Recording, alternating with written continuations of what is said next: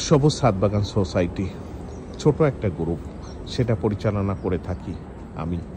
এই গ্রুপটি এই ছাদ বাগান থেকে উৎপত্তি হয়েছে।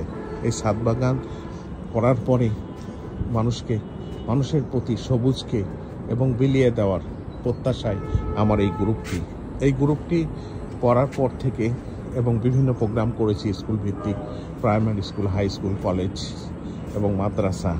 এই প্রতিষ্ঠানগুলি আমি প্রোগ্রাম করেছি, তাদেরকে বিনামূল্যে গাছ গিফট করেছি এবং তাদেরকে সবুজের প্রতি আগ্রহ তৈরি করার প্রয়াস চালিয়েছি।